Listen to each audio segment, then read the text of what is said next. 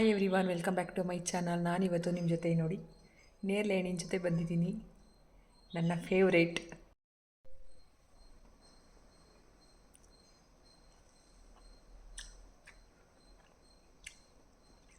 ಸಕಲಾಯ.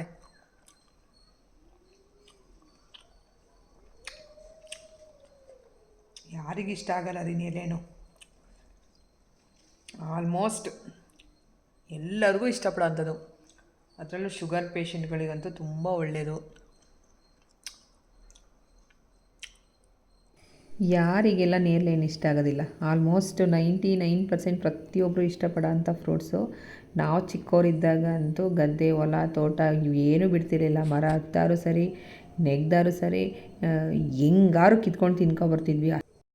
ನಾನು ಸ್ಕೂಲ್ಗೆ ಹೋಗ್ಬೇಕಾದ್ರೆ, ನಾವು ಊರಿಂದ ಹೋಗ್ಬೇಕಾದ್ರೆ ಒಂದು 3 ಕಿಲೋಮೀಟ್ರ್ ನಡಿಬೇಕಿತ್ತು. ಬಟ್ ಅಂಥವೇ ನಮಗೆ ನೇರಳೆ ಹಣ್ಣಿನ ಮರ, ಹುಣಸೆ ಹಣ್ಣಿನ ಮರ, ಮಾವಿನಕಾಯಿ ಮರ, ಚೇಪೆಕಾಯಿ ಮರ, ಅದೇ ಸೀಬೆ ಹಣ್ಣಿನ ಮರ ಇವೆಲ್ಲ ಸಿಗ್ತಿತ್ತು. ಬಟ್ ಆ ಫ್ರೂಟ್ಸ್ ಎಲ್ಲ ನೋಡಿದಾಗ ನಂಗೆ ನಿಜವಾಗ್ ನಮ್ಮ ಸ್ಕೂಲ್ ಡೇಸು, ಚೈಲ್ಡ್ಹುಡ್ ನೆನಪೇ ಬರುತ್ತೆ. ಎಲ್ಲ ಮುಗಿಸಿ ಟೆರೇಸಿಗೆ ಬಂದೆ, ಗಿಡ ಎಲ್ಲ ನೋಡೋಣ ಒಂದು ಸಲ ಅಂತ. ಬಟ್ ನಾನು ಅವತ್ತು ನೋಡಿದಾಗ ಇನ್ನೂ ಸಣ್ಣ ಸಣ್ಣ ಮೊಗ್ಗಿತ್ತು ಹೂವು. ಹೇಗಿತ್ತು ಅಂದರೆ, ಇದು ಫ್ಲವರ್ ಬೊಕ್ಕೆ ಬರುತ್ತಲ್ಲ, ಆ ಥರ ಆರ್ಟಿಫಿಷಿಯಲ್ ಅಲ್ಲ, ರಿಯಲಿ. ನನಗೆ ಆಶ್ಚರ್ಯ, ನೋಡಿ ಇರೋದು ನೋಡಿ 4 ಎಲೆ ಇರ್ಬೋದೇನೋ ಆ ಗಿಡದಲ್ಲಿ. ಅರೆ ಗಿಡದ ತುಂಬ ಫುಲ್ ಫ್ಲವರೇನೆ, ಅದು ಎಲ್ಲ ಒಟ್ಟಿಗೆ ಒಂದೇ ಸಲ ಅರಳೋದು. ನಾನೆಲ್ಲೋ ವೀಡಿಯೋದಲ್ಲೋ ಟಿ ವಿನಲ್ಲೋ ನೋಡಿರೋ ಥರ ಅಂತ ಅನ್ನಿಸ್ತಾಯಿತ್ತು. ಇಲ್ಲ, ಇದು ನಮ್ಮ ಮನೆಯಲ್ಲೇ ಅರಳಿದ್ದು ಟೆರೇಸಲ್ಲಿ. ಅದು ಅನ್ಎಕ್ಸ್ಪೆಕ್ಟೆಡಾಗಿ ಎಲ್ಲಿ ತಂದಾಕ್ತೆ ಗಿಡ ಅಂತಲೂ ನನಗೆ ಗೊತ್ತಿಲ್ಲ, ಮರ್ತೋಗಿದೆ. ಬಟ್ ಅಷ್ಟು ಚೆನ್ನಾಗಿತ್ತು. ನನಗೆ ಹೂವು ಕೀಳೋಕ್ಕೆ ಮನಸ್ಸೇ ಇಲ್ಲ. ಬಟ್ ಬಿಟ್ಟರೂ ಹಾಳಾಗೋಗುತ್ತಲ್ಲ, ಅಟ್ಲೀಸ್ಟ್ ಒಂದು ದೇವ್ರ ಫೋಟೋಗೆ ಇಟ್ಟರಾದ್ರೂ ಒಂದು ದಿನಕ್ಕೆ ಸಮಾಧಾನ ಆಗುತ್ತೆ ಅಂತ ಕಿತ್ತೆ ಎಲ್ಲ. ಅಂದರೆ ಅರಳಿರೋದಷ್ಟನ್ನು ಕಿತ್ಕೊಂಡೆ. ಬಟ್ ಕೀಳುವಾಗಲೂ ಅಮ್ಮ ಕೀಳಕ್ಕೆ ಬೇಜಾರಾಗ್ತಿದೆ ಕಣಮ್ಮ, ಕಟ್ ಮಾಡ್ತಿದ್ದೀರಲ್ಲಮ್ಮ ಅಂತ ನನ್ನ ಮಗ ಕೇಳ್ತಾ ಇದ್ದ ಮಗಂತು. ಬಟ್ ಆದರೆ ಬಿಟ್ಟರೂ ಹಾಳಾಗೋಗುತ್ತಲ್ಲ, ಇನ್ನಿರಲ್ಲ ಅದು. ಎಲೆ ಒಂದು ವಾರದ ಮೇಲಾಗೋಯ್ತದ ಅರಳಿ. ಇನ್ನು ಅಲ್ಲಿಂದ ಇತ್ತಲ್ಲ, ಇನ್ನು ಬಿಟ್ಟರು ಇನ್ನು ಹೆಂಗಿರೂ ಇರೋದಿಲ್ಲ ಅನ್ನೋ ಕಾರಣಕ್ಕೆ ಕಿತ್ಕೊಂಡೆ. ನೋಡಿ ಕೀಳುವಾಗ ನಿಜ ಬೇಜಾರಾಗ್ತಾಯಿತ್ತು. ಎಷ್ಟು ಚೆನ್ನಾಗಿತ್ತು ಅಂದರೆ, ನಾನು ಅದಕ್ಕೆ ಯಾವುದನ್ನು ಇದು ಗೊಬ್ಬರ ಆಗಲಿ, ಎಕ್ಸ್ಟ್ರಾ ಮಣ್ಣಾಗಲಿ ನಾನು ಏನೂ ಹಾಕಿಲ್ಲ. ಗಿಡ ತಂದು ಹಾಕಿದ್ದಷ್ಟೇ. ಆದರೆ ಯಾವಾಗಲೂ ನೀರು ಹಾಕ್ತಾ ಇರ್ತೀನಿ, ಅದು ಬಿಟ್ಟರೆ ಅಷ್ಟು ಚೆನ್ನಾಗಿತ್ತು. ಈ ಥರದ್ದೆಲ್ಲ ಪೂಜೆಗೆಲ್ಲ ಒಂದು 4 ಬಕೆಟಲ್ಲಿ, ಪೇಂಟ್ ಬಕೆಟ್ಗಳಿರುತ್ತಲ್ಲ, ಮಣ್ಣು ಹಾಕಿ ಇಟ್ಕೊಬಿಟ್ರೆ ಭರ್ಜರಿ ಹೂವು ಮಾತ್ರ. ಏನು ತಂದಾಕೂ ತುಂಬ ದಿನ ಆಗಿಲ್ಲ, 1.5 ಮಂತ್ ಆಗಿರ್ಬೋದು ಅಷ್ಟೇ. ನೋಡಿ ಎಲೆ ನೋಡಿದ್ರೆ ಕಮ್ಮಿ ಇದೆ, ಗಿಡ ತುಂಬ ಮಾತ್ರ ಹೂವೇ ಇತ್ತು. ಅಷ್ಟು ಚೆನ್ನಾಗಿ ಕಲರ್ ಮಾತ್ರ ನಂಗೆ ತುಂಬ ಇಷ್ಟ ಆಯಿತು. ನೋಡಿ ಈ ಥರ ಒಂದು 4-5 ಗಿಡಗಳು ಹಾಕೊಬಿಟ್ರೆ ಮನೆಗೆ ಪೂಜೆಗೆಲ್ಲ ಯೂಸ್ ಮಾಡ್ಬೋದು. ಪೂಜೆಗೆ ಯೂಸ್ ಮಾಡ್ತೀವೋ ಬಿಡ್ತೀವೋ, ಆದರೆ ಟೆರೇಸಿಗೆ ನಮ್ಮ ಮೈಂಡು ರಿಲೀಫ್ ಮಾಡ್ಕೊಳ್ಳೋಕ್ಕೆ ಒಂದು ರೌಂಡ್ ಹೋಗಿ ಬರೋಣ ತಾಳು ಮೇಲ್ಗಡೆ ಅಂತ ಬಂದಾಗ ಏನೋ ಒಂಥರ ಖುಷಿ ಆಗುತ್ತೆ, ಇಷ್ಟ ಆಗುತ್ತೆ. ಆದರೆ ಮೇಂಟೈನ್ ಮಾಡೋದು ಅಷ್ಟೇ ಕಷ್ಟ. ಸುಮ್ಮನೆ ಹೇಳ್ತೀವಿ, ಒಂಥರ ಟೈಮ್ ಪಾಸ್ ಮಾಡೋಕ್ಕೆ ನೋಡ್ಕೊಂಬರ್ಬೋದು. ನಾನು ವೇಸ್ಟ್ ಇದು ವಾಟರ್ ಬಾಟ್ಲು ಕ್ಯಾನ್ ಬರುತ್ತಲ್ಲ, ಆ ಕ್ಯಾನಲ್ಲಿ ಸುಮ್ಮನೆ ವೇಸ್ಟ್ ಮಾಡಿ ಎಸೆಯೋಕ್ಕಿಂತ ಅದಕ್ಕೆ ಮಣ್ಣು ತುಂಬಿಟ್ಟು ಈ ಥರ ಗಿಡ ಹಾಕಿದ್ದೆ. ಒಂಥರ ಚೆನ್ನಾಗಿತ್ತು ನೋಡೋಕ್ಕೆ. ಅದು ಫುಲ್ಲಾಗಿತ್ತು.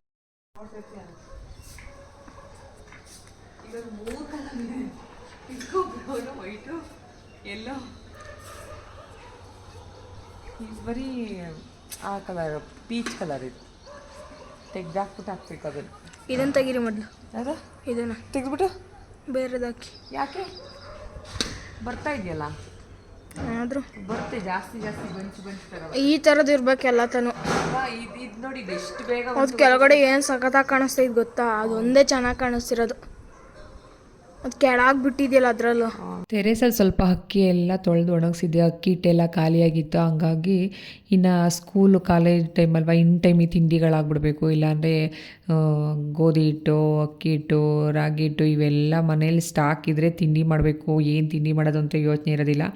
ದಿಢೀರ್ನೆ ಏನಾದ್ರು ಒಂದು ಚಟ್ನಿನ ಏನಾದ್ರು ಮಾಡಿ ತಿಂಡಿ ಮಾಡಿ ಮುಗಿಸ್ಬೋದು. ಇಲ್ಲಾಂದರೆ ಟೆನ್ಷನ್ನು, ಏನು ತಿಂಡಿ ಮಾಡೋದು ಅಂತ. ಬಟ್ ಅಕ್ಕಿ ಹಿಟ್ಟೆಲ್ಲ ಖಾಲಿಯಾಗಿತ್ತಲ್ಲ, ಸ್ವಲ್ಪ ಎಲ್ಲದಕ್ಕೂ ಬೇಕಾಗುತ್ತೆ. ನಾನು ಸ್ವಲ್ಪ ನೆರಳಲ್ಲೇ ಒಣಗಿಸೋದು ತೊಳೆದು. ಹಂಗೆ ನೋಡ್ಕೊಂಡು ಎಲ್ಲ ಮುಗಿಸ್ಕೊಬಂದ್ವಿ. ಈಗಂತೂ ಸಂಜೆ ವೆದರು ಎಷ್ಟು ಚೆನ್ನಾಗಿದೆ, ಏನಾದ್ರು ಬಿಸಿ ಬಿಸಿ ಕಾಫಿ ಜೊತೆ ತಿನ್ನಬೇಕು ಅಂತ ಅನಿಸುತ್ತೆ. ಹಂಗಾಗಿ ಮಕ್ಕಳು ಕೂಡ ಮನೇಲಿರ್ತಾರೆ. ಇನ್ನು ಮಗಳು ಕಾಲೇಜಿಂದ ಬರೋ ಟೈಮ್ ಆಗಿರುತ್ತೆ. ಅವಳು ಬರೋ ಅಷ್ಟೊತ್ತಿಗೆ ಸಂಜೆ ಕಾಫಿ ಜೊತೆಗೆ ತುಂಬ ದಿನ ಆಗಿತ್ತು ಮೆಣಸಿನ್ಕಾಯಿ ಬಜ್ಜಿ ಮಾಡೋಣ ಅಂತ ಮಾಡಿದೆ. ಈ ವೆದರ್ಗಂತೂ ಏನಾದ್ರು ಸರಿ ಬಿಸಿ ಬಿಸಿಗೆ ಬೇಕು ಅಂತ ಅನಿಸುತ್ತೆ. ಹಂಗಾಗಿ ಕಾಫಿ ಜೊತೆ ಇರಲಿ ಅಂತ ಮಾಡಿದ್ದು. ಮಕ್ಕಳು ಮನೇಲಿದ್ದಾಗ ನಾವು ಮಧ್ಯಾಹ್ನ ಆದರೆ ನಾನು ನಮ್ಮ ಹಸ್ಬೆಂಡ್ ಇಬ್ಬರೇ ಇರ್ತೀವಿ. ನೈಟ್ ಆದರೆ ಹೆವಿ ಆಗುತ್ತೆ ಆಯಿಲ್ ಫುಡ್ಡು. ಸಂಜೆ ಟೈಮ್ ಆದರೆ ಸರಿ ಹೋಗುತ್ತೆ ಅನ್ನೋ ಕಾರಣಕ್ಕೆ ಮಾಡಿದೆ. ಎಲ್ಲ ಮುಗಿಸಿದ್ದಾಯಿತು. ಇನ್ನು ನನ್ನ ಕೆಲಸಗಳು ಬೆಳಗಿಂದ ಕೆಲಸ ಮಾಡಿರಲಿಲ್ಲ. ಇನ್ನು ಮದುವೆ ಆರ್ಡ್ರು ಹಂಗಾಗಿ ಕೊಡಲೇಬೇಕಾಗಿತ್ತಲ್ಲ. ಸರಿ ಕುತ್ಕೊಂಡು ಕುಚ್ಚೆಲ್ಲ ಮುಗಿಸ್ಬೇಕಲ್ಲ, ಎಲ್ಲ ಕಡೆ ಹರಡ್ಕೊಂಡು ಮಿಸ್ಸಿ ಥರ ಮಾಡ್ಕೊಂಡು ಕುಚ್ಚು ಕಟ್ಟೋದು. ಬಟ್ಟು ಒಂದೊಂದು ಸಲ ಇರುತ್ತೆ, ಯಾವಾಗಲೂ ಇರುತ್ತೆ ಅಂತೇನಿಲ್ಲ. ನಾನು ಸ್ವಲ್ಪ ಕುಚ್ಚೆಲ್ಲ ಕಟ್ಟೋದು ಕಮ್ಮಿ, ಯಾರಿಗಾರು ಕೊಟ್ಬಿಡ್ತೀನಿ. ಇವಾಗ ಇನ್ನೇನು ಸೀಸನ್ ಮುಗಿಯೋಕ್ಕೆ ಬಂತಲ್ವ, ಅಲ್ಲೋ ಇಲ್ಲೋ ಒಂದೊಂದು ಇರ್ತಾವಲ್ವ, ಹಂಗಾಗಿ ಇರೋಷ್ಟನ್ನು ಮುಗಿಸ್ಬಿಡೋದು. ಇದ್ದಾಗ ಒಂದು ಸ್ವಲ್ಪ ಎಫೆಕ್ಟ್ ಹಾಕಿ ಮಾಡಿದ್ರೇ ಹೊರ್ತಿಲ್ಲ ಅಂದರೆ ಆಗೋದಿಲ್ಲ ಅಂತ ನಾನೇ ಎಲ್ಲ ಹರಡ್ಕೊಂಡು ಕುಚ್ಚು ಕಟ್ತಾ ಕೂತಿರೋದು. ನೋಡಿ, ಇದು ನೈಟ್ ಹೆಚ್ಚು ಕಮ್ಮಿ ನೈಟ್ ಕಟ್ತಿರೋದು. ಇದು ಹೆಚ್ಚು ಕಮ್ಮಿ 10:30-11 ಗಂಟೆ. ಸೀಸನ್ಗಳಿದ್ದಾಗಂತೂ ಒಂದೊಂದು ದಿನಕ್ಕೆ ನಾವು ಎಷ್ಟು ಕುಚ್ಚು ಕಟ್ತೀವಿ, ಎಷ್ಟು ಬಟ್ಟೆ ಹೊಲಿತೀವಿ ಅಂತಲೇ ಗೊತ್ತಿರೋದಿಲ್ಲ. ಈ ವಿಡಿಯೋ ಬಂದು ನಾನು ನನ್ನ ಫ್ರೆಂಡ್ಸ್ ಎಲ್ಲ ಬರ್ಡೇ ಸೆಲೆಬ್ರೇಷನ್ ಮಾಡಿದ್ದು ಹೊರಗಡೆ ಹೋಟೆಲ್ಗೆ ಅಂತ ಹೋಗಿದ್ದು ವಿಡಿಯೋ. ಅದು ನಿಮ್ಮ ಜೊತೆ ಶೇರ್ ಮಾಡ್ತಾ ಇದ್ದೀನಿ. ನಾವೊಂದು 8 ಜನ ಗ್ರೂಪು, ಬಟ್ ಅದು ನನ್ನ ಮಗಳು ಕಡೆಯಿಂದ ಸಿಕ್ಕಿರೋದು ನನಗೆ. ಏನಿಲ್ಲ ಅಂದರೆ ಒಂದು 14 ಇಯರ್ಸ್ ಬ್ಯಾಕು ನಾವು ನನ್ನ ಮಗಳು ಬೇಬಿ ಸಿಟ್ಟಿಂಗು LKGನಲ್ಲಿದ್ದಾಗ ಡ್ಯಾನ್ಸ್ ಕ್ಲಾಸಿಗೆ ಕಳಿಸ್ತಾ ಇದ್ದಿದ್ದು. ಅವ್ರು ನನ್ನ ಫ್ರೆಂಡ್ಸ್ ಮಕ್ಕಳನ್ನು ಅಲ್ಲಿ ಕರ್ಕೊಂಬರ್ತಾಯಿದ್ದು. ಬಟ್ ಒಂದೇ ಏರಿಯಾ ಅಲ್ಲ, ನಾವೆಲ್ಲ ಬೇರೆ ಬೇರೆ ಏರಿಯಾ. ಅನ್ಎಕ್ಸ್ಪೆಕ್ಟೆಡಾಗಿ ನಮಗೆ ಸಿಕ್ಕಿರೋ ಫ್ರೆಂಡ್ಸ್ ಎಲ್ಲರೂ ನಾವೆಲ್ಲ ಒಟ್ಟಿಗೆ ಸೇರ್ಕೊಂಡಿರೋದು. ಬಟ್ ಅಲ್ಲಿಂದ ಇಲ್ಲಿವರೆಗೂ ಕೂಡ ನಾವೆಲ್ಲರೂ ಒಟ್ಟಿಗೆ ಇದ್ದೀವಿ, ಚೆನ್ನಾಗಿದ್ದೀವಿ. ಯಾವಾಗಲಾರು ಬರ್ಡೇ ಇದ್ದಾಗ ಒಬ್ಬೊಬ್ರದ್ದೇ ಬರ್ಡೇ ಸೆಲೆಬ್ರೇಷನ್ ಮಾಡೋಕ್ಕಾಗೋದಿಲ್ಲ. ವುಮೆನ್ಸ್ ಡೇ, ಫ್ರೆಂಡ್ಶಿಪ್ ಡೇ, ಮತ್ತು ಪರ್ಸ್ನಲಿ ಅವ್ರವ್ರ ಮನೆಗಳಲ್ಲಿ ಫಂಕ್ಷನು, ಪೂಜೆ ಆ ಥರ ಏನಾದ್ರು ಇದ್ದಾಗ ಇನ್ವೈಟ್ ಮಾಡಿದಾಗ ಎಲ್ಲರೂ ಒಟ್ಟಿಗೆ ಸೇರ್ಕೊತೀವಿ. ಬಟ್ ಒಂಥರ ಚೆನ್ನಾಗಿದೆ. ಅಲ್ಲಿಂದ ಇಲ್ಲಿವರೆಗೂ 14 ವರ್ಷದಿಂದ ಇಲ್ಲಿವರೆಗೂ ಮಾತ್ರ ನಮ್ಮ ಮಕ್ಳುಗಳು ಯಾರೂ ಟಚ್ಚಲ್ಲಿಲ್ಲ ಹೇಳಬೇಕು ಅಂತಂದರೆ. ನಾವಂತೂ ಯಾರೂ ಬಿಟ್ಟಿಲ್ಲ ಫ್ರೆಂಡ್ಶಿಪ್ಪ. ಬರ್ಡೇ ಅಂದರೆ ಬರ್ಡೇ ಬಂದಿದ್ದನ್ನೇ ಹೋಗಿ ಬರ್ಡೇ ಸೆಲೆಬ್ರೇಷನ್ ಮಾಡ್ತೀವಿ ಅಂತ ಏನಿಲ್ಲ. ಈಗ 1 ಮಂತಲ್ಲಿ ಇಬ್ರದ್ದು ಬರ್ಬೋದು ಬರ್ಡೇ. ಆ ಥರ ಇದ್ದಾಗ ನಾವು ಯಾವತ್ತು ಇಬ್ರದ್ದು ಕಂಪ್ಲೀಟ್ ಆದಮೇಲೆ ಒನ್ ಡೇ ಹೋಗಿ ಸೆಲೆಬ್ರೇಷನ್ ಮಾಡ್ಕೊತೀವಿ. ಒಟ್ಟಿಗೆ 2 ಮೆಂಬರ್ಸ್ ಒಟ್ಟೊಟ್ಟಿಗೆ ಸೆಲೆಬ್ರೇಷನ್ ಮಾಡ್ಕೊಳ್ಳೋದು ಒಂಥರ ಚೆನ್ನಾಗಿದೆ. ಒಬ್ಬೊಬ್ರಿಗೂ ಅಂಡರ್ಸ್ಟ್ಯಾಂಡಿಂಗ್ ಇದೆ. ಎಲ್ಲರೂ ಅವರವರಿಗೆ ಟೈಮ್ ಕೊಡೋಷ್ಟು ಫ್ರೀ ಅಂತೂ ಇದ್ದೀವಿ. ಏಕೆಂದರೆ ಒಬ್ಬೊಬ್ಬರನ್ನೇ ನಾವು ಒಬ್ಬೊಬ್ರದ್ದೇ ಒಪಿನಿಯನ್ ಹೋದರೆ ನಿಜವಾಗ್ಲೂ ಒಂದು ಮನೆಯಲ್ಲೇ ಮೇಂಟೈನ್ ಮಾಡೋದು ಕಷ್ಟ. ಆಗ ನಾವು 8 ಜನ ಒಟ್ಟಿಗೆ ಇದ್ದು ಒಂದು ಕಡೆ ಸೇರ್ಕೊತೀವಿ ಮಾಡ್ತೀವಿ ಅಂತಂದಾಗ ತುಂಬ ಜಾಸ್ತಿನೂ ನಾವು ಸೇರ್ಕೊಳ್ಳೋದಿಲ್ಲ. ಯಾವಾಗಲೂ ಹೇಳಬೇಕು ಅಂದರೆ ತುಂಬ ಕಮ್ಮಿನೂ ಮಾಡ್ಕೊಂಡಿಲ್ಲ. ಬಟ್ ಯಾವಾಗಲೂ ರೆಗ್ಯುಲರ್ ಟಚ್ಚಲ್ಲೂ ಇರ್ತೀವಿ ಅನ್ನೋ ಥರನೂ ಇಲ್ಲ ನಾವುಗಳು. ಬಟ್ ನಮ್ಮ ಬಾಂಡಿಂಗ್ ಮಾತ್ರ ನಿಜವಾಗ್ಲೂ ಕಷ್ಟ ಸುಖ ಎರಡರಲ್ಲೂ ಈಕ್ವಲ್ ಆಗಿದ್ದೀವಿ. ಅದು ಹೇಗೆ ಬೆಳೀತು ನಮ್ಮ ಫ್ರೆಂಡ್ಶಿಪ್ಪು ಅಂತ ನಂಗೆ ನಿಜವಾಗ್ಲೂ ಆಶ್ಚರ್ಯ. ಇಲ್ಲಿವರೆಗೂ ನಾವೆಲ್ಲ ಒಟ್ಟಿಗೆ ಬಂದಿರೋದಂತೂ ಇನ್ನೂ ಆಶ್ಚರ್ಯ. ನಮ್ಮ ಮಕ್ಳುಗಳೇ ಒಂದೊಂದ್ಸಲ ಕೇಳ್ತಾರೆ, ಅಮ್ಮ ನಮಗೆ ನಮ್ಮ ಫ್ರೆಂಡ್ಸು ಅಂತ ನಮ್ಗಳಿಗೆ ಅವ್ರು ಯಾರೂ ಟಚ್ಚಲ್ಲಿಲ್ಲ ಕಣ್ರಮ್ಮ, ನೀವೆಲ್ಲ ಚೆನ್ನಾಗಿರಲ್ಲ, ಖುಷಿಯಾಗುತ್ತೆ ಕಣಮ್ಮ ಅಂತ ಹೇಳ್ತಿರ್ತಾಳೆ ಮಗಳು. ಕೇಕ್ ಕಟ್ಟಿಂಗ್ ಎಲ್ಲ ಆಯಿತು. ನಂದು ಮತ್ತು ಇಲ್ಲಿ ಸ್ಯಾರಿ ಹಾಕಿದಾರಲ್ಲ ನಮ್ಮಿಬ್ರದ್ದು ಬರ್ಡೇ ಇದ್ದಿದ್ದು. ಅವ್ರ ಹೆಸರು ಮಧುರ ಅಂತ. ಬಟ್ ಲಾಸ್ಟು ಮೇನಲ್ಲಿ ಇದ್ದಿದ್ದು ನಂದು ಬಂತು ಏಪ್ರಿಲಲ್ಲಿ. ಬಟ್ ಒಟ್ಟಿಗೆ ಮಾಡಬೇಕು ಅನ್ನೋ ಕಾರಣಕ್ಕೆ ಲೇಟಾಗಿ ಸೆಲೆಬ್ರೇಷನ್ ಮಾಡ್ಕೊಳ್ಳೋದು. ಅದ್ರ ಮಧ್ಯೆನೂ ತುಂಬ ಸಲ ಸಿಕ್ಕಿರ್ತೀವಿ, ಆದರೂ ನಾವು ಇದೇ ರೀತಿ ಸೆಲೆಬ್ರೇಷನ್ ಮಾಡ್ಕೊಳ್ಳೋದು. ಚೆನ್ನಾಗಿತ್ತು ಎಲ್ಲ. ಇಲ್ಲೇ ನಮ್ಮ ಹಾಸನಲ್ಲೇ ಒಂದು ಹೋಟೆಲ್ಗೆ ಹೋಗಿದ್ದಿದ್ದು ನಾವು. ಹೋಟೆಲಲ್ಲಿ ಲಂಚೆಲ್ಲ ಮುಗಿಸಿ ಕೇಕ್ ಕಟ್ಟಿಂಗ್ ಮುಗಿಸಿ ಲಂಚ್ ಮುಗಿಸ್ಕೊಂಡು ನಾವು ಬಂದಿದ್ದು. ಲಂಚ್ಗೆ ಅಂತಾದರೆ ಏನು ಒಂದು 1/2 ಅವರ್ 1 ಅವರ್ಗೆಲ್ಲ ಬರೋದಿಲ್ಲ. ನಾವೆಲ್ಲ ಹೋಟೆಲಲ್ಲಿ ಹೋದ್ರೂ ನಾವು ಮನೆ ಥರನೇ ಮಾತಾಡ್ಕೊಂಡು ಅಳತೆ ಹೊಡ್ಕೊಂಡು ಕುತ್ಕೊಂಡೇ ಊಟ ಮಾಡ್ಕೊಂಬರೋದು. ಮಾತ್ರ ಅಷ್ಟು ಎಂಜಾಯ್ ಮಾಡ್ತೀವಿ ಮಾತಲ್ಲೇ ನಾವು. ಏಕೆಂದರೆ ಸಿಗೋದೇ ನಾವು ಅಪರೂಪ ಅಲ್ವಾ. ಯಾವಾಗಲೂ ಒಂದು ತಿಂಗಳಿಗೋ 2 ತಿಂಗಳಿಗೋ ಒಂದು ಸಲ ಸಿಗ್ತೀವಿ ಎಲ್ಲ ಒಟ್ಟಿಗೆ. ಹಾಗಾಗಿ ಒಟ್ಟಿಗೆ ಸಿಕ್ಕಾಗ ಎಲ್ಲ ಮಾತಾಡ್ಕೊಂಡು ಮುಗಿಸೇ ಬರೋದು. ಒಂದೊಂದು ಸಲ ಅಂತೂ ಒಂದು ಹಾಫ್ ಡೇ ಫುಲ್ಲು ಕಳೆದಿರ್ತೀವಿ. ನಾವು ಹೋಟೆಲಲ್ಲಿ ಲಂಚೆಲ್ಲ ಮುಗಿಸಿ ಇನ್ನೇನು ಹೊರಡಬೇಕು ಅನ್ನೋ ಟೈಮಲ್ಲಿ ಪಕ್ಕದ್ದು ಟೇಬಲಲ್ಲಿ ಒಬ್ಬರು ಏಜ್ ಪರ್ಸನ್ನೇ, ಒಂದು 50-55 ಏಜ್ ಅವರು ಅಂತ ಅನ್ಕೋತೀನಿ. ಅವರು ಪ್ರಾಪರ್ ಬಂದು ಬ್ಯಾಂಗ್ಳೂರು ಅಂತ ಹೇಳಿದರು.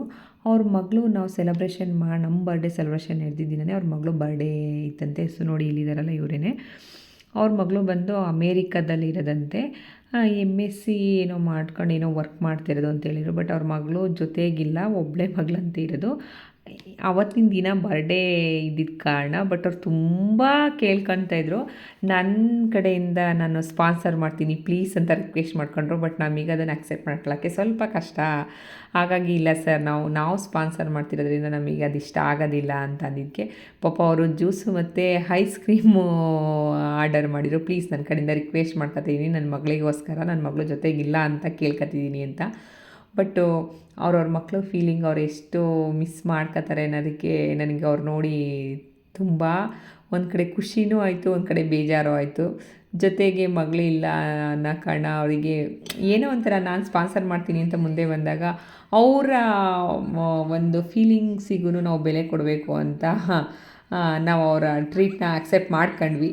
ಬಟ್ ಒಂಥರ ಖುಷಿ ಆಯಿತು. ಬಟ್ ಎಲ್ಲ ಮುಗಿಸಿ ಅಲ್ಲೇ ಹೋಟೆಲ್ ನಿಯರೇನೆ ಒಂದು ಪಾರ್ಕ್ ಇತ್ತು, ಚೆನ್ನಾಗಿದೆ ಪಾರ್ಕು. ಬಟ್ಟು ಅಲ್ಲಿ ಓಪನ್ ಇರೋದಿಲ್ಲ. ಬಟ್ ಅನ್ಎಕ್ಸ್ಪೆಕ್ಟೆಡ್ ನಾವು ಹೋದಾಗ ಯಾರೋ ಗೊತ್ತಿರೋರು ಇದ್ದರು ಅಂತ ಓಪನ್ ಮಾಡಿಕೊಟ್ರು.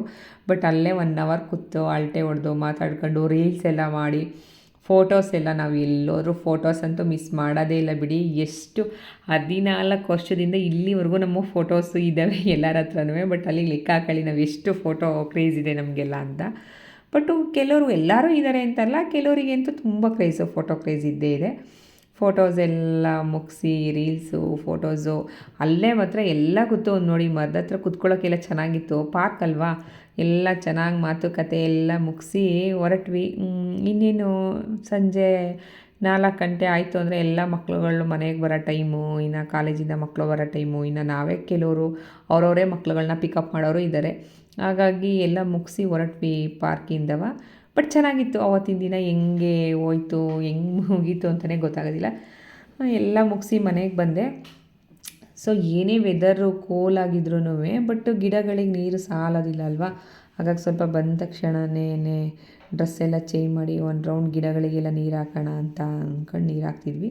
ಬಟ್ ಏನು ಅಂತ ಗೊತ್ತಿಲ್ಲ, ಬಾಳೆ ಗಿಡ ಇರೋದಕ್ಕೋ ಏನೋ ಮನೆ ಪಕ್ಕ ತುಂಬ ಕಪ್ಪು ಇರುವೆಗಳು. ಅಂದರೆ ಅದು ಕಚ್ಚುವ ಇರುವೆನೂ ಅಲ್ಲ, ಗಾಳಿ ಇರುವೆ ಅಂತಾರಲ್ಲ ಆ ಇರುವೆನೂ ಅಲ್ಲ, ಇನ್ನೊಂದು ಥರ ಕಪ್ಪು ಇರುವೆ. ಅದು ಗಿಡದಿಂದನೇ ಬರೋದಂತೆ. ಬಟ್ ಆ ಕಾರಣ ಈ ಗಿಡಗಳೆಲ್ಲ ನನ್ನ ಮನೆಗೆ ಈ ಬಾಳೆ ಎಲೆ ತಾಗುತ್ತಲ್ಲ ಅಲ್ಲಿಂದ ಬರುತ್ತೆ ಅಂತ ಎಲ್ಲ ಕಟ್ ಮಾಡಿ ಹಾಕಿರೋದು.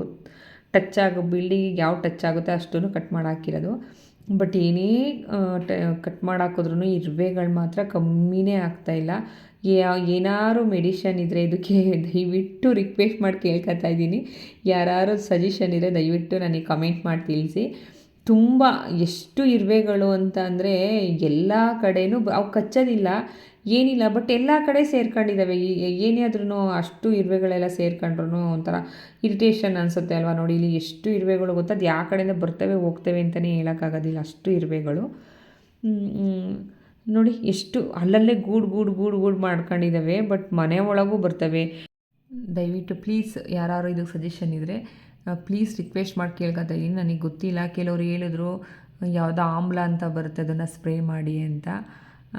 ಬಟ್ ಅದೇ ಗಿಡಕ್ಕೆಲ್ಲ ಸ್ಪ್ರೇ ಮಾಡಬೇಕಾಗುತ್ತೆ ಆ ಥರ ಇರುವೆಗಳನ್ನ ಕಳಿಸ್ಬೇಕು ಅಂತಂದರೆ. ಬಟ್ ಇವಾಗ ಅವುಗಳಿಗೆ ಫುಡ್ಡನ್ನ ಕಲೆಕ್ಟ್ ಮಾಡ್ತಾವಲ್ಲ, ಈ ಮಳೆ ಬರೋ ಮುಂಚೆ ಫುಡ್ಡೆಲ್ಲ ಕಲೆಕ್ಟ್ ಮಾಡಿ ಇಟ್ಕೋತವೆ, ಅದಕ್ಕೆ ಇರುವೆಗಳು ಜಾಸ್ತಿ ಅಂತೇಳಿರು. ಬಟ್ ಏನೋ ಗೊತ್ತಿಲ್ಲ, ಸದ್ಯಕ್ಕೆ ಮನೆ ಒಳಗಂತೂ ಒಂದೊಂದು ಸಲ ಬರುತ್ತೆ. ಹಾಗಾಗಿ ಕೇಳಿದ್ರು, ಹಾಗಾಗಿ ಎಲ್ಲ ಗಿಡಗಳೆಲ್ಲನೂ ಟಚ್ ಆಗೋಂಥದ್ದನ್ನೆಲ್ಲ ಕಟ್ ಮಾಡಾಕಿದ್ದೀನಿ. ನನ್ನ ಈ ವಿಡಿಯೋ ನಿಮಗೆ ಇಷ್ಟ ಆಗಿದೆ ಅಂತ ಭಾವಿಸ್ತಾ ನನ್ನ ಈ ವಿಡಿಯೋನ ಮುಗಿಸ್ತಾ ಇದ್ದೀನಿ.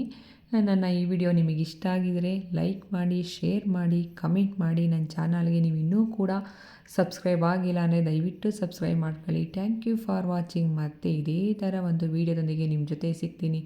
ಓಕೆ, ಬಾಯ್.